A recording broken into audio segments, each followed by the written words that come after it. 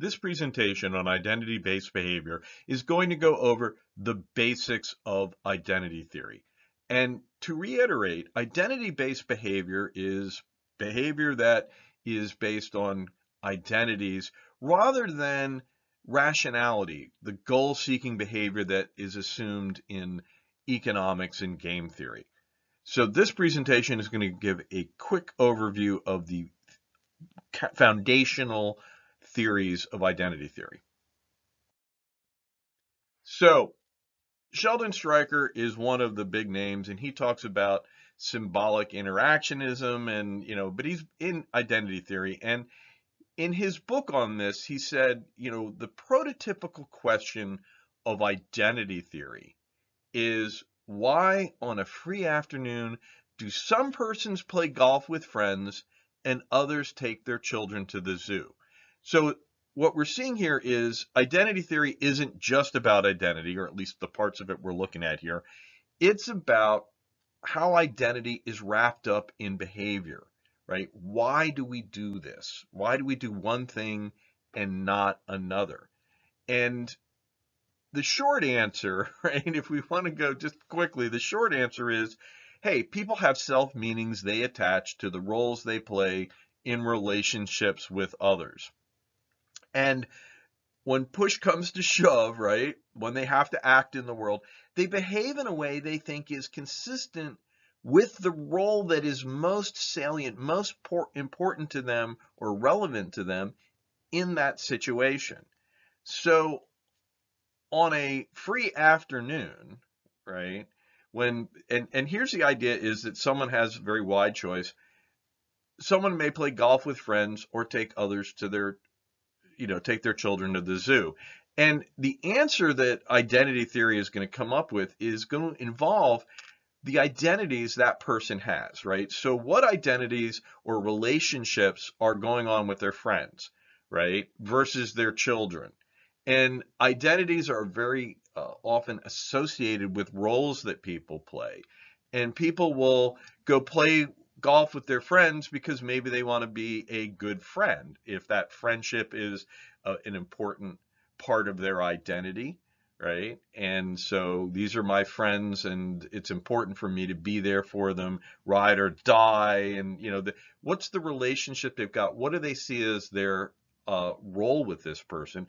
Or maybe their role as a parent, right?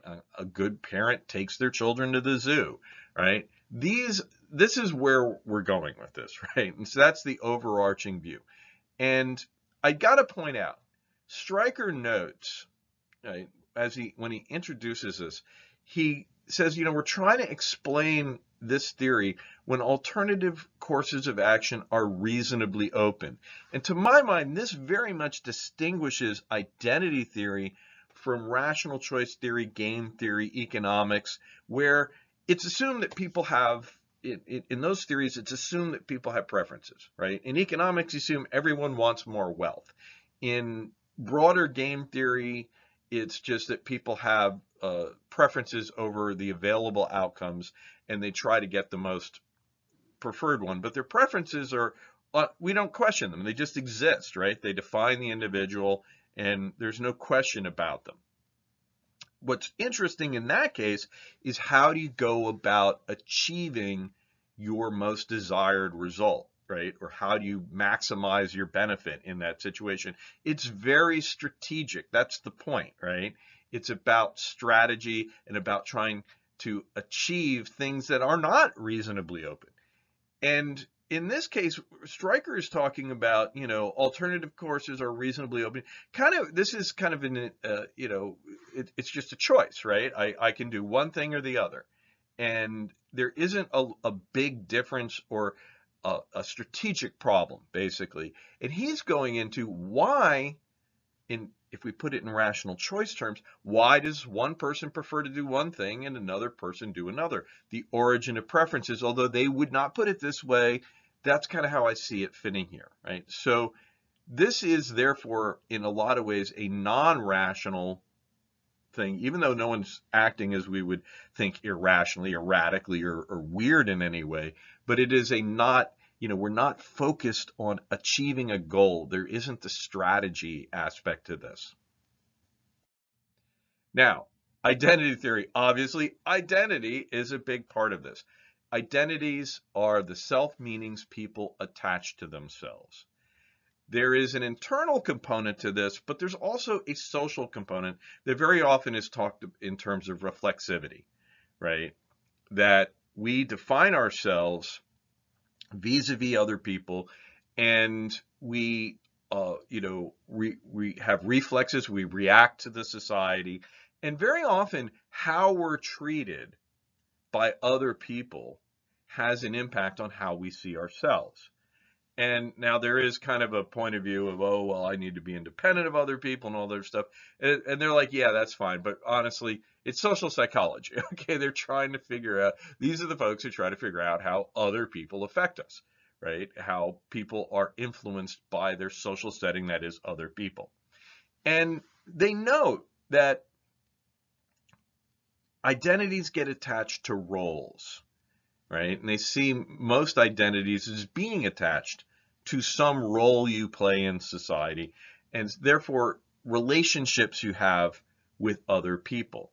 You define yourself in many different ways, right? And you can have a unique internal thing, but you could define yourself in ways that don't involve other people, but most things do. If you're a father, a parent, a friend, I'm a professor, that implies students and a university. And, if you're a lawyer, that implies your role in the legal system. If you're a soldier or a sailor or an airman, however you want to put it, you are defining yourself in terms of other people, right? An organization of other people, and many of the ideas you get there, you learn from the society, from those people.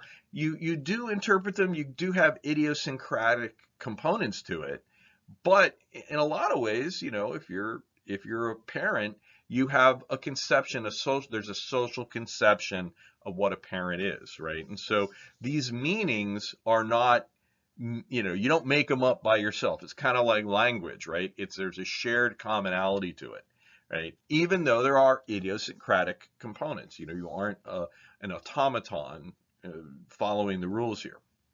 So identity is goes with these roles. And it's very important to point out there's not one identity, right? People have an identity associated with whatever relationships they are in. Now, a bunch of relationships to individuals might be wrapped up in one identity. Other people in your, soldiers and other people in their unit, your family, you have a bunch of people in your family. But the idea here is that for each type of relationship you're in, there's a role you perform and an identity that explains it, right? And there are meanings attached to it. So there are multiple identities, and that comes up in what's called the identity hierarchy, right? That there is a hierarchy of identities, and we have many roles, many identities. Some are more important and relevant than others, right? And that's salience, right? Salience refers to the importance of the identity to you and its relevance to the situations in which you find yourself, right? So, and bottom line, when you're acting in the world, the most salient identity is what's going to drive how you're acting, right? So the thing is, we can have an internal importance placed on identity. Am I a father? Am I a professor? Am I a Christian? Am I a Muslim? Right? What's your religious identity? Am I an American? Right? America, right? There are meanings attached to those things, right? And so we have many identities. Which is more important to you, right? At any given time is important, right? So the salience is what makes your identity hierarchy a hierarchy, right? Because the more salient things are on the top. And the higher up something is, the more likely it is to be the basis of one's behavior, right? Also, however, there is this idea that in certain situations. I act like a professor when I'm talking to students, right? Because that is relevant to the situation, right? I just immediately say, okay, I want to be a good professor.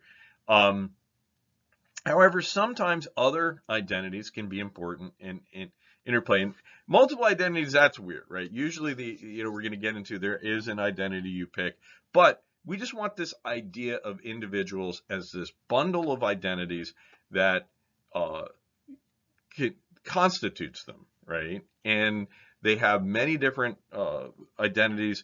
They have a hierarchy. Some are more important than others. And sometimes that hierarchy moves up and down, right? We think the more relationships someone has and the more time they spend in that relationship, the more salient the identity associated with that relationship would be, right? That's kind of the idea. So these are the important things to look at and to think of as being part of what is in an individual. Now, how does this relate to behavior? The idea is that from Birx and Stett, right, who talk about identity verification. And a big part of identity verification is there's an identity standard that says, hey, in a certain situation, how would somebody with an identity act, right? The identity says, hey, this is the standard of behavior in a particular situation, right? And it basically establishes this norm, right? When we talk about norms, that's what it is. In this situation, this is what you should do, right? Now that a norm applies to certain people with certain identities, right? And so the identity standard here is, hey, given the identity, how should you act in this situation, right? What would Jesus do, right? This is one of the great, examples of this in my mind. People will do that. They'll say, what would Jesus do? And that they're saying that's an identity standard. That's exactly what we're talking about. Now you might also go, what would Jack Bauer do? I've seen that one. In a situation. There are other ones that people go to, but those are identities, right? What do we mean by being a Christian? What do we mean by being Jack Bauer from 24, or whatever? Put it whatever character you want in there. And what would a good father do? Right? What would a good mother do? What would a good parent do? We might not distinguish between the two. What would a good son do, right, for a parent? Or what would a good professor do, right? That is the identity standard. And the one you pick, again, what identity is salient for the individual and also relevant to the situation they perceive themselves to be in. However, there are situations, what would Jesus do? Well, when does your religious identity kick in to, because religious identities give a whole lot of identity standards. And that it may not be completely about a particular role you have with a person. It could be a internal thing. So this is what's going on here, right? We have this identity standard. Then, so a person acts in court, right? So a person is in a situation, acts in accordance with an identity standard. Boom. That's the prediction. Then these guys, identity verification and the view here is that, well, people are in a loop, right? That people are constantly acting, and they act and then they get feedback from the society. You do something, right? Go back to our prototypical question. You go golfing with your friends, or you go to the zoo with your kids, right? And the idea is, if you go to the zoo with the kids, you've probably said, you've probably looked at it, and a parent identity has salient. What would a good parent do on a free afternoon? Take the kids out, right? I'm going to take the kids. That's what a good parent would do with some free time. Let's do something with the kids. So, okay, we're going to go out with the kids. Then you take the kids out, right? Now you expect gratitude from the children. You expect to feel good about this. You expect, you have expectations of what's going to happen when you behave in terms of the identity standard, right? And here it's not just like utilitarian gratification, although it is gratification. It's, sometimes your expectation could be, well, this is going to be really hard. This is going to be very difficult to do.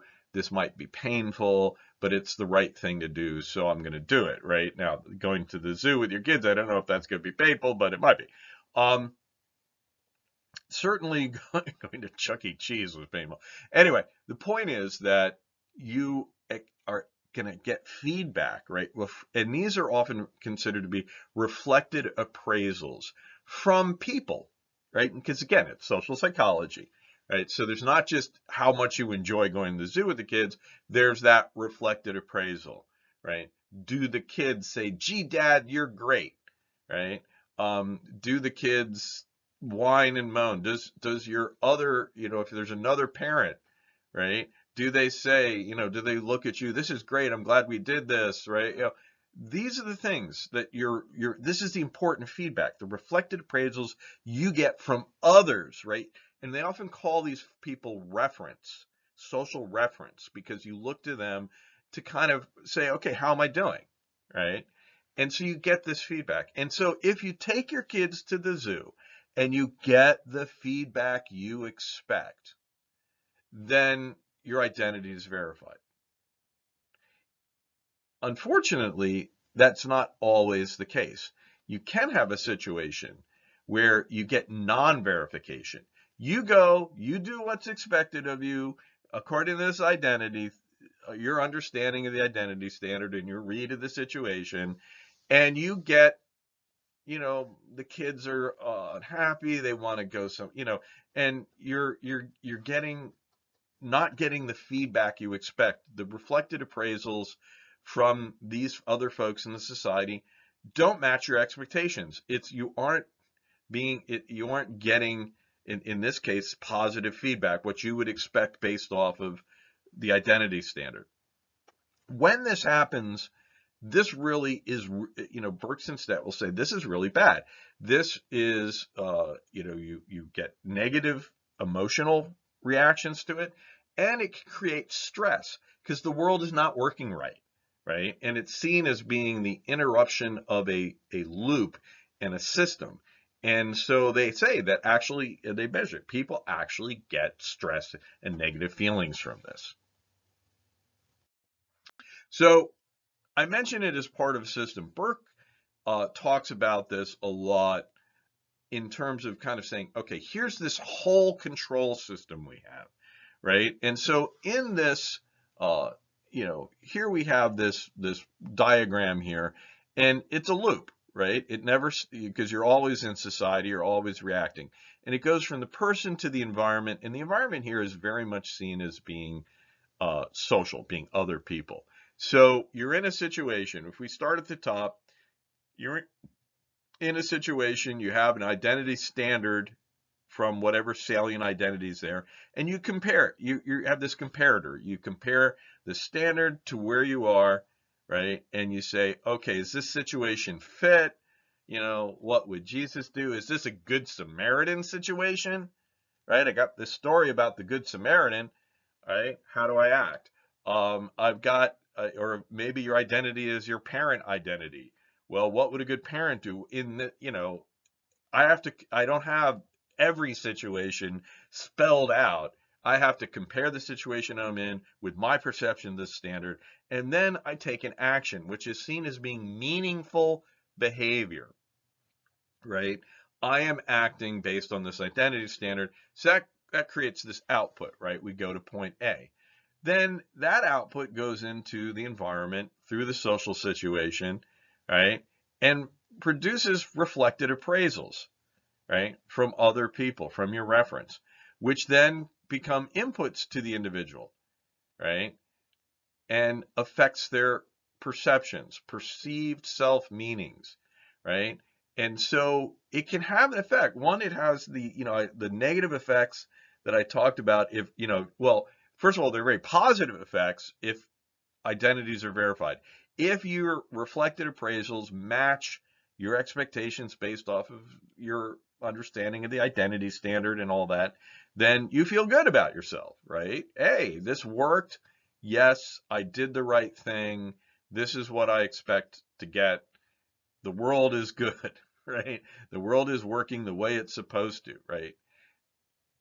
Uh, and also, your identity is likely to be reinforced. The salience of whatever identity you used, hey, that worked, right? So you're going to use it in situations like this in the future, and it's going to great. The more you use an identity and act in accordance with it, the easier it is to reference, right? The more likely you are to do it. Um, of course, if you get non-verification, well, then, maybe I do need a new identity standard, maybe, and so your perceived self meanings can actually change, right? They can go up or down, right? Based on whether you're getting positive or negative feedback. And the idea is that people act in this way, that they're constantly in situations, uh, accessing their self meanings, trying to figure out how to act, and then getting feedback on it, right? And so this is the control system view that Burke has. So in all of this, that's just a quick overview of this theory. Not so quick; it took 20 minutes, but we got the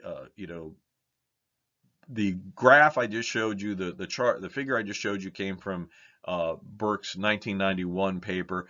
But the two real interesting, and they're very comprehensive, Burke and Stett's identity theory and Sheldon Stryker's symbolic interactionism are two good reads that really kind of lay all this out.